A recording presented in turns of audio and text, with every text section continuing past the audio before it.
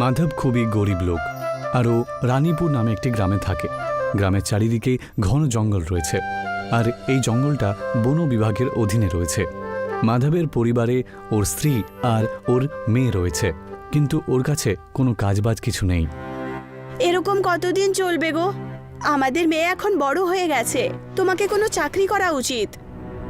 আরে তোমার কি মনে হয় এই বাড়িতে বসে থাকতে কি আমার ভালো লাগে? আরে আমিও তো চেষ্টা করছি যে তাড়াতাড়ি কোনো একটা কাজ আমি পেয়ে যাই। মাধব কাজের খোঁজে বাড়ি থেকে বাইরে বেরিয়ে পড়ে, কিন্তু ও কোথাও কোনো রকম কাজবাজ পায় না। শেষমেশ ক্লান্ত হয়ে নিজের বাড়িতে মাধব ফিরে আসে। আর মাধবের ঝলসানো মুখটা দেখে মাধবের মেয়ে ওকে জিজ্ঞাসা করে, কি হলো বাবা, তোমাকে উদাস দেখাচ্ছে যে? কিছু না মা, এই এমনি একটু। আমি জানি বাবা, তুমি চাকরি পাচ্ছ না, সেই জন্যই তুমি উদাস, তাই না? তুমি তাড়াতাড়ি চাকরি পেয়ে যাবে, তুমি চিন্তা করো না গো। বাবা, আমার মেয়েটা দেখছি অনেক বড় হয়ে গেছে। বাবা, বন বিভাগে চাকরির জন্য চেষ্টা করো না। ওখানে তো যারা পড়াশোনা করে তাদেরই লাগে, আমি তো বেশি পড়াশোনা জানি না, আমাকে ওখানে কে কাজ দেবে?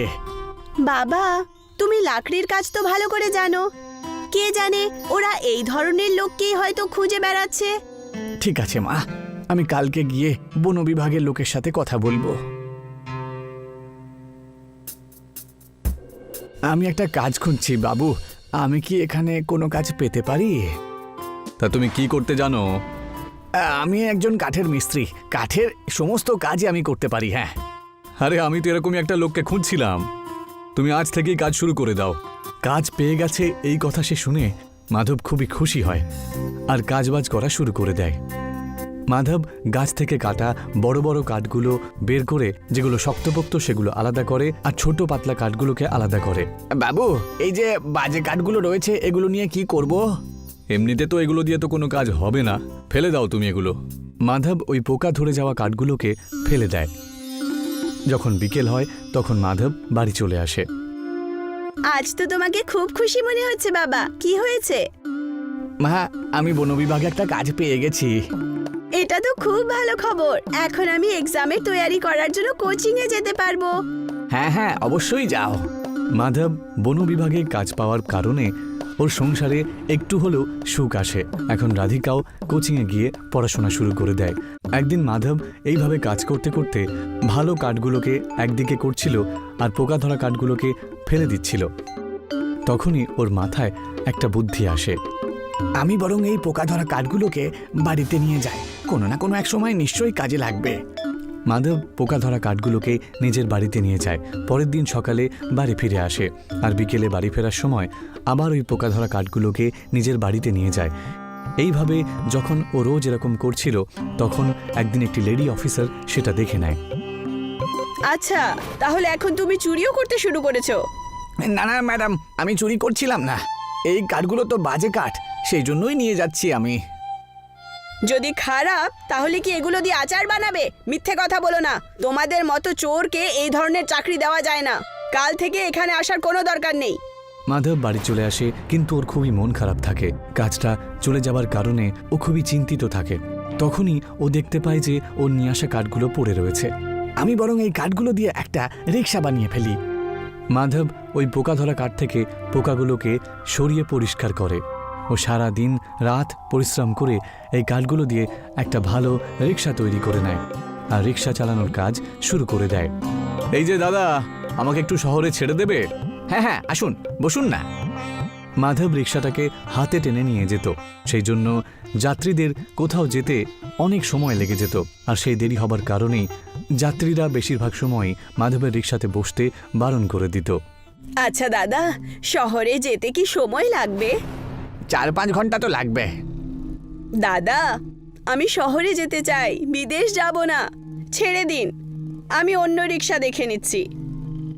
কাঠের রিক্সাটা তো বানিয়ে নিয়েছিল, কিন্তু সেই রিক্সাটাকে হাতে করে টানতে হতো।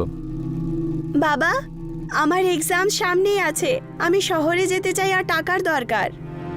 মা, আমার কাছে তো টাকা পয়সা নেই, কিন্তু আমি তোকে আমার রিক্সা করে এক্সাম সেন্টার অবধি ছেড়ে দিয়ে আসবো। কিন্তু বাবা, এতে তো অনেক সময় লাগবে আর এক্সাম পর্যন্ত আমি পৌঁছতেই পারবো না। ঠিক আছে মা, আমি কিছু একটা ব্যবস্থা করছি।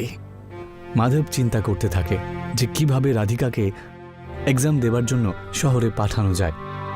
ও যখনই ভাবছিল তখনই ও দেখতে পায় জঙ্গলের মধ্যে একটা গাছের নিচে একটা ভাঙাচোরা গাড়ি পড়ে রয়েছে। মাধব ওই গাড়িটার কাছে যায়। গাড়িটা তো পুরোপুরি ভাঙাচোরা হয়ে গেছে, কিন্তু এর ইঞ্জিনটা নিশ্চয়ই কাজে লেগে যাবে।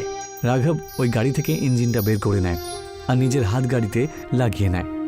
যাক বাবা, আর হাত দিয়ে আমাকে এই রিক্সাটাকে টানতে হবে না, কিন্তু এর মডেলটা আমাকে পাল্টাতে হবে, তাহলে দারুণ হবে ব্যাপারটা। মাধব ওর কাছে পড়ে থাকা বাকি কাঠগুলো দিয়ে হাত গাড়ির মডেলটা পাল্টে দেয়। ও ওটার উপর একটা ছাদ বানিয়ে দেয় আর একটা অটো রিক্সায় পরিবর্তন করে নেয়। রাধিকা নিজের বাবার রিক্সাতে বসে। মাধব রিক্সা স্টার্ট করে আর রাধিকাকে শহরে এক্সাম সেন্টারে গিয়ে ছেড়ে দেয়। মাধবের কাঠের রিক্সাতে ইঞ্জিন লাগানোর ফলে এখন ও রিক্সা খুবই জোরে দৌড়োয়, যার ফলে এখন ওর কাছে অনেক যাত্রীরা আসতে শুরু করে দেয়। এই যে ভাই, শহরে যেতে কত সময় লাগবে? আপনি বসুন না, 1 ঘন্টার মধ্যেই পৌঁছে দেব।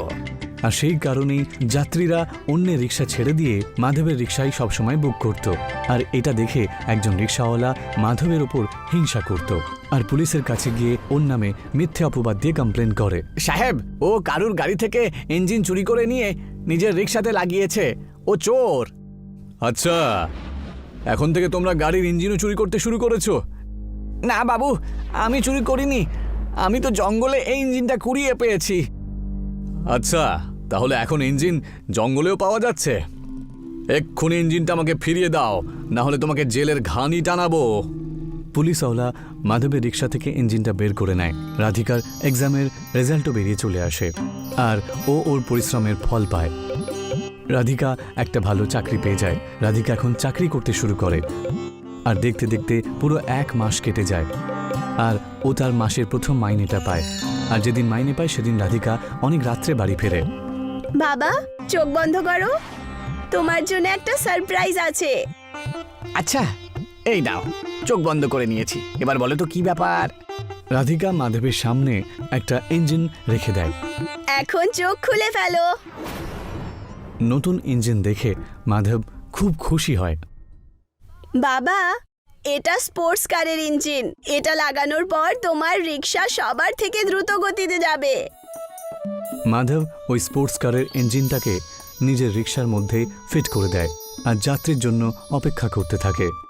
দাদা, আমি শহরে যেতে চাই, কত সময় লাগবে? আপনি বসুন না, 1/2 ঘন্টার মধ্যেই পৌঁছে দেব। ওখানে পৌঁছতে তো 2 ঘন্টা লাগে। এটা আমার কাঠের রিক্সা অবশ্যই, কিন্তু এটা খুব জোরে দৌড়তে পারে। আপনি বসুন না। ওই মহিলাটি মাধবের রিক্সাতে বসে আর মাধব তাকে 1/2 ঘন্টার মধ্যেই শহরে পৌঁছে দেয়। আর খুশি হয়ে ওই মহিলা মাধবকে দ্বিগুণ ভাড়া তখন দিয়ে দেয়। আর এইভাবেই মাধব এখন যাত্রীদেরকে গ্রাম থেকে শহরে খুব তাড়াতাড়ি পৌঁছে দেয়। আর তাড়াতাড়ি পৌঁছে যাবার কারণে আর সময় বাঁচানোর জন্য এখন সব সময় মাধবের রিক্সাতেই সবাই যায়। আর মাধব পুরো এলাকাতে কাঠের ফারারি রিক্সার নামে ফেমাস হয়ে যায়। সুরেশ একজন পারিবারিক কুমোর ছিল।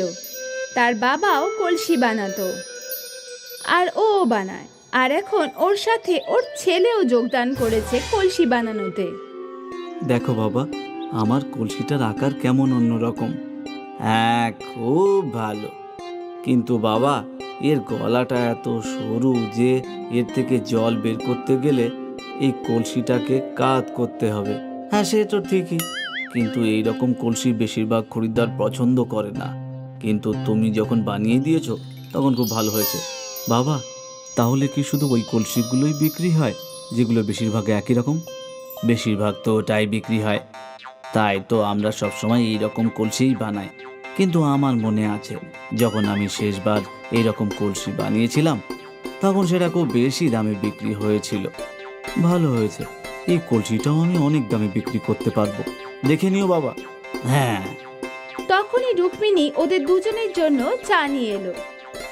যোগেশ বাবা, আমার মনে হচ্ছে তোর শহরে গিয়ে আরো অন্য কোনো কাজ করা দরকার। এই কাজে কি আছে বল? তোর বাবা সারা জীবন ধরে এই কাজই করলো। দেখ আমাদের অবস্থা, সারা জীবন গরিব হয়ে কেটে গেল। না মা, আমি শহর টহর যাব না। আমার তো মাটির জিনিস তৈরি করতে সত্যি খুবই ভালো লাগে। আমি কোথাও যাব না। দেখ বাবা, তোকে বোঝানোটা আমার দায়িত্ব। তুই আমার কথা শোন বা না শোন, সেটা তোর ইচ্ছে। আচ্ছা, এসব ছাড়ো রুক্মিণী। তুমি বলেছিলে তুমি যোগেশের মেয়ে নিয়ে তোমার দাদার সঙ্গে কথা বলবে, তার কি হলো সেটা তো বলনি। দাদা তো রাজি আছে ওর মেয়েকে দেবার জন্য। তাহলে দেরি করছো কেন? কথা এগোও। আমি চাই যে যোগেশের বিয়েটা তাড়াতাড়ি দিয়ে দিতে, সেটাই ভালো হবে। তাহলে ঠিক আছে, এই রবিবার আমি বিয়ের পাকা কথার আয়োজন করছি। বাহ, এই তো হলো আসল কথা। নিজের বিয়ের কথা শুনে যোগেশও খুব খুশি হয়ে গেল। রবিবার দিন সুরেশের বাড়িতে ফুল দিয়ে সাজানো হলো। বাড়িতে অনেক অতিথি এলো। তারপর সুরেশ আভাকে আংটি পরিয়ে দিল। দুজনের বিয়ের কথা পাকা হয়ে গেল। সবাই খুব খুশি হলো। তারপর কি হলো? সেদিন থেকে রুক্মিণী যোগেশকে রোজ শহরে গিয়ে কাজ করার জন্য বলতে লাগলো, শোন বাবা, এখন তোর বিয়ে হয়ে যাচ্ছে, তোর দায়িত্বও বেড়ে যাবে, তোর রোজগার তো বাড়াতেই হবে। যদি তুই এরকম ভাবেই কলসি বানাতে থাকিস তাহলে এরকমই গরিব থাকবি। আমার কথা শোন, শহরে গিয়ে ভালো একটা কাজ খোঁজ। না মা, আমি বলছি না যে আমি শহরে যাব না, আমি এখানেই ভালো আছি।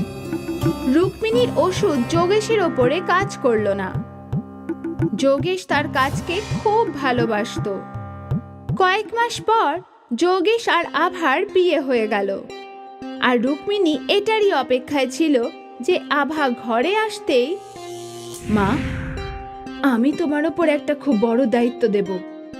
আমার ছেলে আমার কথা শোনে না গো। ওর একটা সুন্দর ভবিষ্যতের জন্য আমি চাই যে ও শহরে গিয়ে কোনো কাজ করুক, কিন্তু ও তো এখানেই থাকতে চায়। এখন তুমিই ওকে বোঝাতে পারবে। আমি চেষ্টা করব মা। একদিন যোগেশ একলাই কলসি বানাচ্ছিল। আভা ওর কাছে এলো। আরে এসো এসো, এই দেখো কত সুন্দর কলসি। হ্যাঁ, খুবই সুন্দর। কি ব্যাপার, তুমি কিছু বলবে? আমি ভাবছিলাম যে তুমি কতদিন আর এরকম ভাবে কলসি বানাবে? আমরা যদি শহরে গিয়ে কোনো কাজ খুঁজে নিই। না আভা, আমি জানি যে এইসব কথা আমার মা তোমাকে বলেছে, কিন্তু আমার কথা মন দিয়ে শোনো। আমার মাটির পাত্র তৈরি করতে খুব ভালো লাগে। আমি সারা জীবন এই কাজই করতে চাই। মন থেকে না চেয়ে যদি আমি শহরে চলেও যাই, তাহলে সেখানে আমি খুশিতে থাকবোই না। যোগেশের কথা শুনে আভা স্তব্ধ হয়ে গেল। ওর কাছে বলার আর কিছুই ছিল না। সন্ধেবেলায় রুক্মিণী আভাকে জিজ্ঞেস করলো, কি যোগেশ শহর যেতে রাজি হলো? না, আর আমারও মনে হয় ও এখানেই থাকতে চায়। এসব তুমি কি বলছো? মা, ওর তো মাটির পাত্র তৈরি করাই খুব পছন্দের। ও মন থেকে শহর যেতেই চায় না। আর এটাই তো সত্যি। 2 মাস এই গরিব ঘরে থাকলেই বুঝবি যে আমরা কেন শহরে যাবার জন্য ওর পেছনে পড়ে আছি। মা, আপনি তো শুধু চান যে আপনার ছেলে ভালো রোজগার করুক, সেটা নিশ্চয়ই হবে। সেই দিন থেকে আভা তার স্বামীর কাজের প্রশংসা করতে লাগলো। এই কলসিটা কি সুন্দর গো। সুন্দর, কিন্তু বাবা বলে যে এই লম্বা গলাওয়ালা কলসি নাকি বেশি বিক্রি হয় না। বিক্রি হয়? আমি এসব মেলাতে দেখেছি, মনে হয় 300 টাকা দাম ছিল। এত দাম? তুমি এসব কলসি মেলায় বিক্রি করতে পারো তো। আমি চেষ্টা করে দেখছি। আভা যোগেশকে উৎসাহিত করলো। যোগেশ আলাদা আলাদা আকারের কলসি বানালো আর তাতে নানা রঙের রং করলো। বাহ, এসব মেলাতে নিশ্চয়ই বিক্রি হবে। আশা তো করছি। সেদিন যোগেশ সব কলসি নিয়ে মেলায় গেল। ওর আলাদা আলাদা রকমের আকারের কলসির খুব ডিমান্ড হলো। দাদা, আমার এই লম্বা গালাওয়ালা কলসিটা চাই। আমার এই রঙিনটা। একদিন এই যোগেশের সব কলসি বিক্রি হয়ে গেল আর ওর আমদানিও খুব ভালো হলো।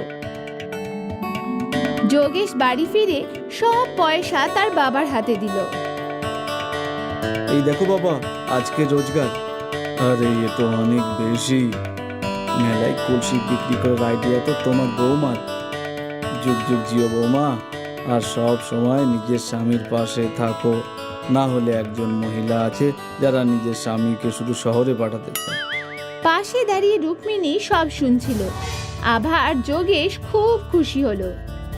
সেই রাতে যোগেশের একটা নতুন আইডিয়া এলো। আভা, কেউ মাটির ফ্রিজ কিনবে? মাটির ফ্রিজ? মানে মাটির এমন আলমারি যাতে সবজি, ফল কিছু সব টাটকা থাকবে আর যেটা বিদ্যুৎ ছাড়াই চলবে। তুমি কি এরকম কিছু বানাতে চাও? হ্যাঁ।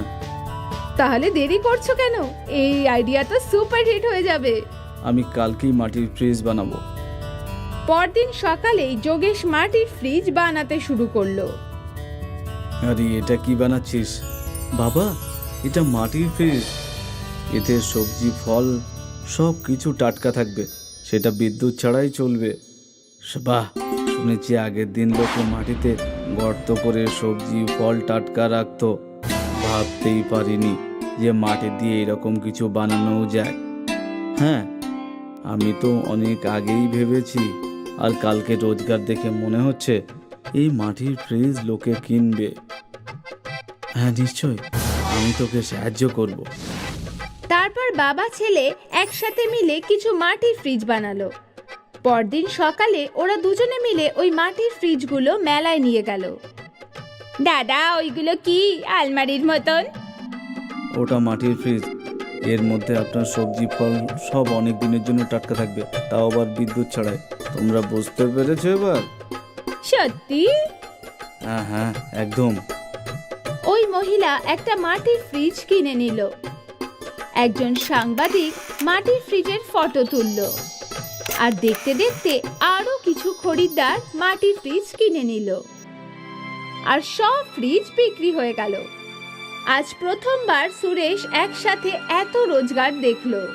তারা খুব খুশি হয়ে বাড়ি ফিরল। দেখো ভাগ্যবান, তোমার ছেলে কত টাকা রোজগার করেছে। বাবা রে! এ তো কিছুই নয়, এবার টাকার বৃষ্টি হবে। এর মাটির ফ্রিজের আইডিয়া তো দারুণ হয়েছে। লোকেরা আমাদের অ্যাডভান্স দিয়ে দিয়েছে মাটির ফ্রিজ বানানোর জন্য। বাহ যোগেশ, ক্ষমা করে দে বাবা, আমি ভুলছিলাম। আমার মনে হতো এই কাজ করে তুই কখনো সুখী হবি না, তাই আমি সব সময় তোকে শহরে যাবার কথা বলতাম। এরপর রুক্মিণী আবার কাছে গেল। মা, আজ যা কিছু হয়েছে সব তোর জন্যই হয়েছে। তোর উৎসাহে যোগেশ আজকে এত সাফল্যতা পেয়েছে। আমিও যদি তোর মতন ওকে সাহায্য করতাম, তাহলে আজ ও জীবনে অনেক সফল হতো। মা, আপনি এমন কথা কেন বলছেন? এখন তো সবকিছু ঠিক হয়ে গেছে।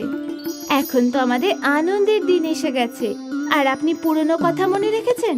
ছেড়ে দিন তো, এখন তো সবকিছু ভালোই হবে। ঠিক না, সব ভালো হবে, খুব ভালো। মাটির ফ্রিজ কেনার জন্য সুরেশের বাড়ির বাইরে লাইন পড়ে গেল। তাদের রোজগার কয়েক গুণ বেড়ে গেল। সুরেশ তার বাড়ির মেরামতও করিয়ে নিল, আর এখন এই পরিবারের কাছে সব রকম সুখ সুবিধাই রইল।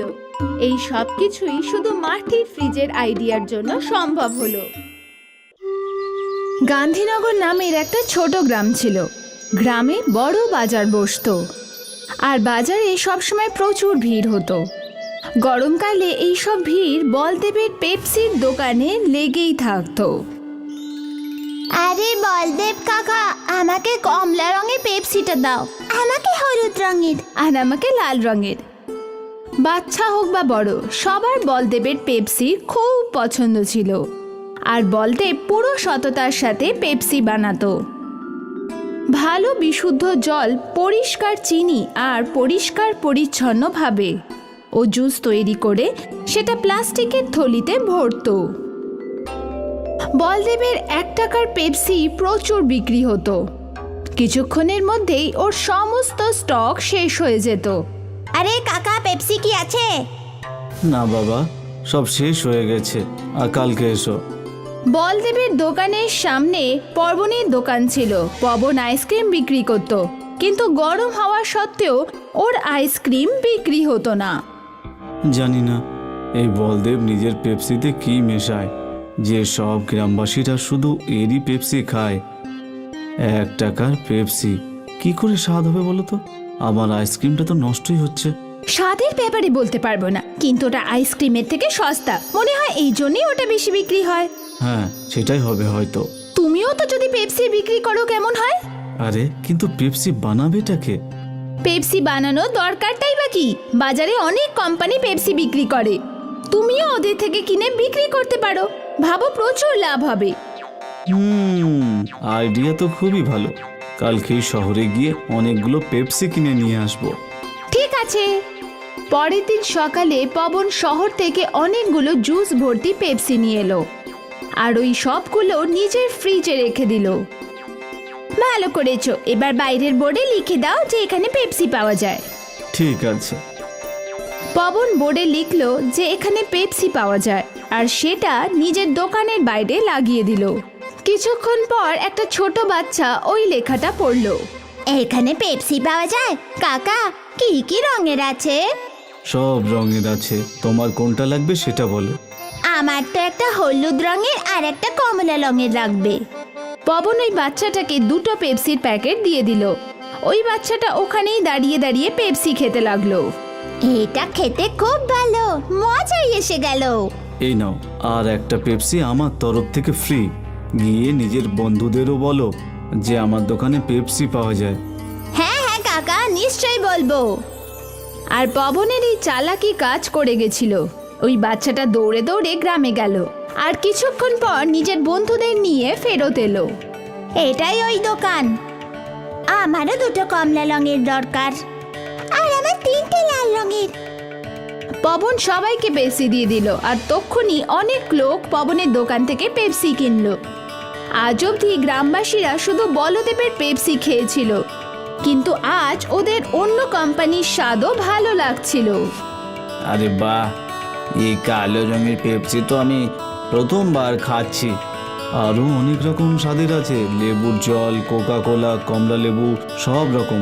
বাহ বাহ বাহ, এবার থেকে তো প্রতিদিন আলাদা আলাদা স্বাদের পেপসি খাবো। পবনের পেপসির বিক্রির জন্য বলদেবের দোকানে গ্রাহক কমে গেছিল। আমাকে একটু ধৈর্য রাখতে হবে। পবন নতুন নতুন পেপসি বানাতে শুরু করেছে, তাই গ্রামবাসীরা ওর দোকানেই যাচ্ছে। কিন্তু আমার বিশ্বাস যে ওরা সবাই ফিরবে। বলদেব নিজে নিজে নিজেকে সান্ত্বনা দিচ্ছিল। কিছুদিন ধরে পবনের দোকানে পেপসির জন্য ভিড় উপচে পড়ছিল, আর এখানে বলদেবের ব্যবসা বন্ধ হয়ে গেছিল। গ্রামের প্রধান বলদেবের দোকানে এলো। কি হয়েছে বলদেব? খুব চিন্তিত দেখাচ্ছে যে। আর কি বলবো কাকা, পবন শহর থেকে পেপসি নিয়ে বিক্রি করছে, এখন তো আমার ক্রেতাও কমে গেছে। কোনো ব্যাপার না, এটা শুধু কদিনের ব্যাপার। নতুন কিছুর পেছনে গ্রামের লোকেরা ছুটে বেড়ায়, তুই তো জানিসই। ধৈর্য ধর, সব ঠিক হয়ে যাবে। আর আমার বিশ্বাস তোর পেপসি শহরের পেপসির থেকে অনেক ভালো, বুঝলি তো? এবার একটা কাজ কর, আমাকে 50টা পেপসি দিয়ে দে। আজ শহর থেকে আমার নাতি নাতনিরা আসছে। আচ্ছা ঠিক আছে কাকা। বলদেব গ্রামের প্রধানকে 50টা পেপসি দিয়ে দিল, আর উনি আনন্দের সাথে ওখান দিয়ে চলে গেল। বলদেব এখনো দুঃখী ছিল। গ্রামের প্রধান তার বাড়ি পৌঁছালো। উনি তার নাতিকে একটা পেপসি দিল। বাবা, এই পেপসিগুলো ভালো হয় না গো, এতে এত কেমিক্যাল মেশায় যে বাচ্চারা অসুস্থ হয়ে পড়ে। বাবা, এই পেপসি আমাদের বলদেব নিজেই তৈরি করে, কোনো কেমিক্যাল ছাড়া, পরিষ্কারভাবে। এটা তো আমরা অনেক বছর ধরে খাচ্ছি, এখনো কেউ অসুস্থ হয়নি। দাও। প্রধান একটা পেপসি ওর মেয়েকে দিল, আর ও সেটা খেলো। বাহ বাবা, এটা তো খুবই সুস্বাদু। প্রধানের বাড়িতে আসা সব আত্মীয়রা ওই পেপসি খেতে শুরু করলো। কিছুক্ষণের মধ্যেই সব পেপসি শেষ হয়ে গেল। বাবা, তুমি এটা কোথা থেকে এনেছো? আমি আরো কিছুটা নিয়ে আসবো। বাজারে তুই বলদেবের দোকান দেখতে পাবি, যেটাতে বড় ফ্রিজ আছে, ওরই দোকান থেকে। আমি এক্ষুনি নিয়ে আসছি। নেহা বাজারে পৌঁছে বলদেব আর পবনের দোকান দেখে বিপাকে পড়ল। ও বুঝতে পারছিল না যে কোন দোকানটা। মনে হয় যে দোকানে ভিড় বেশি, আমার সেখানেই যাওয়া উচিত। নেহা পবনের দোকানেই গেল। আমার 20টা পেপসি দরকার। যখনই পবন ফ্রিজ থেকে পেপসির প্যাকেট বার করলো তখন নেহা বারণ করে দিল, না না, এটা লাগবে না। আরে একটু আগেই তো আপনি 20টা পেপসি নিয়ে গেছিলেন। হ্যাঁ, কিন্তু এই কেমিক্যাল মেশানোটা লাগবে না। ওখানে দাঁড়িয়ে থাকা একটা লোক নেহাকে জিজ্ঞেস করলো, বোন, এই পেপসিতে কি কেমিক্যাল আছে? এই পেপসি শহরের কোম্পানিতে তৈরি হয়, ওখানে এটা বানানোর জন্য অনেক ধরনের কেমিক্যাল মেশায়, যেটা ক্ষতিকারক আর যেটাতে বাচ্চারা অসুস্থ হয়ে যায়। যদি এরকম কিছু হয় তাহলে এখানে পেপসি নিতে কেন এসেছো? আমি তো এখানে এই পেপসিটা নিতে এসেছি যেটা এই গ্রামেই তৈরি হয়। আচ্ছা, তাহলে আপনি বলদেব দাদার পেপসি নিতে চাও, তাহলে ওনার দোকান সামনেই। নেহা ওখান থেকে চলে গেল, কিন্তু আশেপাশের লোক শহরের কেমিক্যাল মেশানো পেপসি নিয়ে আলোচনা শুরু করলো। নেহা বলদেবের দোকান থেকে পেপসি কিনে নিয়ে বাড়ি চলে গেল। কেমিক্যাল পেপসির কথা গ্রামে আগুনের মতো ছড়িয়ে পড়ল, আর সব বাবা মারা বাচ্চাদের পবনের দোকান থেকে পেপসি নিতে বারণ করে দিল। আজ থেকে পবন কাকার দোকানে পেপসি নিবি না। কেন মা? কারণ ওতে অনেক কেমিক্যাল মেশানো আছে, তোর শরীর খারাপ করবে, তারপর তোকে ছুঁচ ফোটাবে। না মা, না। লোকে তো বলদেবের সততা বুঝতে পারলো। তারপর থেকে আবার বলদেবের পেপসি বিক্রি হতে লাগলো। পবনের দোকান থেকে কেউ পেপসি কিনছিল না, আর ক্লান্ত হয়ে হেরে পবন পেপসি বিক্রি করাই ছেড়ে দিল। নেহা পুরো গ্রামকে অসুস্থ হওয়ার হাত থেকে বাঁচিয়ে নিল, আর সবকিছু আগের মতন হয়ে গেল।